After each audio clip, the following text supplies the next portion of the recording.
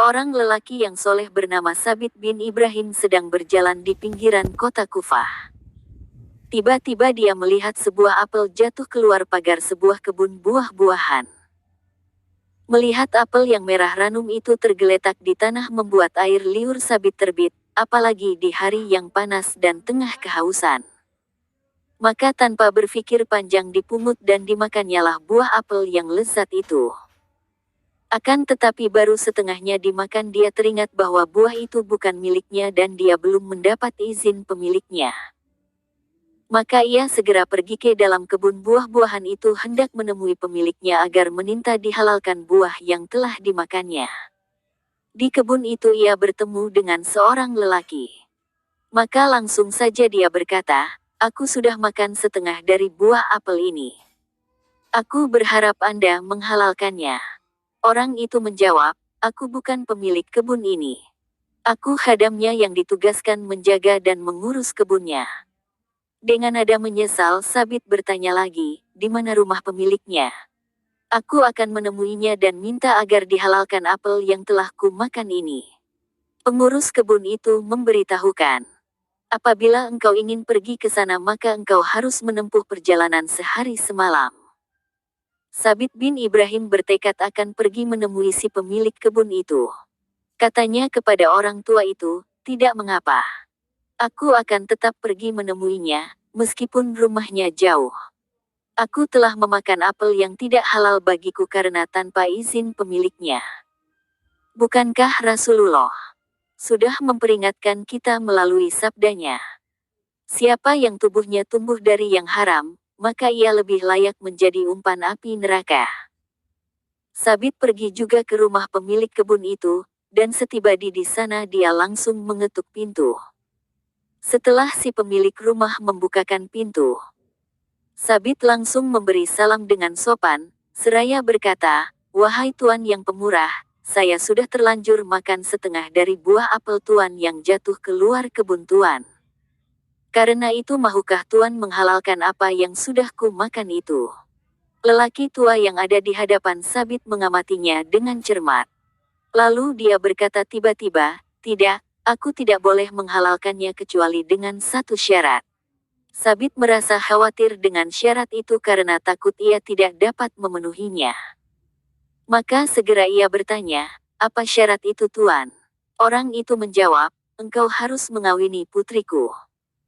Sabit bin Ibrahim tidak memahami apa maksud dan tujuan lelaki itu, maka dia berkata, "Apakah karena hanya aku makan setengah buah apelmu yang keluar dari kebunmu, aku harus mengawini putrimu?"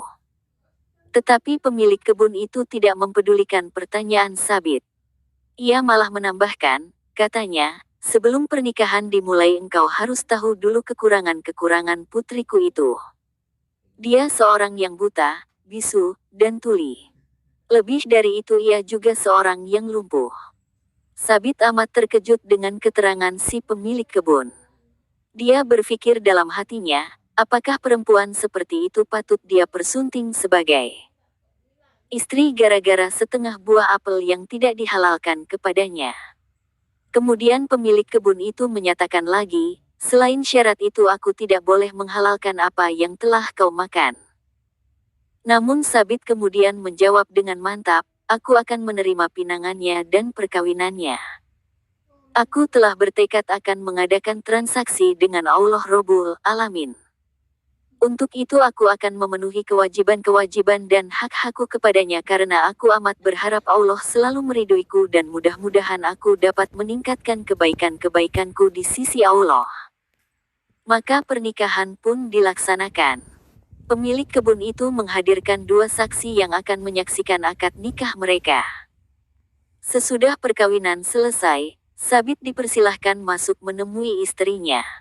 Sewaktu Sabit hendak masuk kamar pengantin, dia berpikir akan tetap mengucapkan salam walaupun istrinya tuli dan bisu, karena bukankah malaikat Allah yang berkeliaran dalam rumahnya tentu tidak tuli dan bisu juga. Maka ia pun mengucapkan salam, "Assalamualaikum." Tak disangka sama sekali wanita yang ada di hadapannya dan kini resmi jadi istrinya itu menjawab salamnya dengan baik. Ketika Sabit masuk hendak menghampiri wanita itu, dia mengulurkan tangan untuk menyambut tangannya. Sekali lagi Sabit terkejut karena wanita yang kini menjadi istrinya itu menyambut uluran tangannya. Sabit sempat terhentak menyaksikan kenyataan ini. Kata ayahnya dia wanita tuli dan bisu, tetapi ternyata dia menyambut salamnya dengan baik. Jika demikian berarti wanita yang ada di hadapanku ini dapat mendengar dan tidak bisu.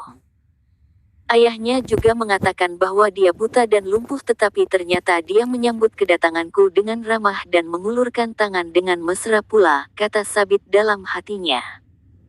Sabit berpikir, mengapa ayahnya menyampaikan berita-berita yang bertentangan dengan yang sebenarnya. Setelah Sabit duduk di samping istrinya, dia bertanya, ayahmu mengatakan kepadaku bahwa engkau buta. Mengapa? Wanita itu kemudian berkata, ayahku benar, karena aku tidak pernah melihat apa-apa yang diharamkan Allah.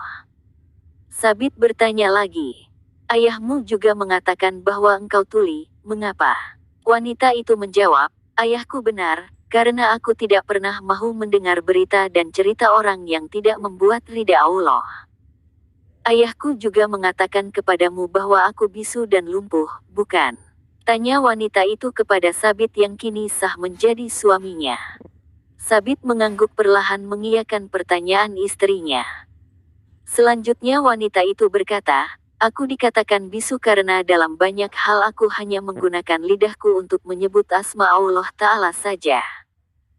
Aku juga dikatakan lumpuh karena kakiku tidak pernah pergi ke tempat-tempat yang boleh menimbulkan kegusaran Allah Ta'ala. Sabit amat bahagia mendapatkan istri yang ternyata amat soleh dan wanita yang memelihara dirinya. Dengan bangga ia berkata tentang istrinya, ketika kulihat wajahnya. Subhanallah, dia bagaikan bulan purnama di malam yang gelap. Sabit dan istrinya yang salihah dan cantik itu hidup rukun dan berbahagia.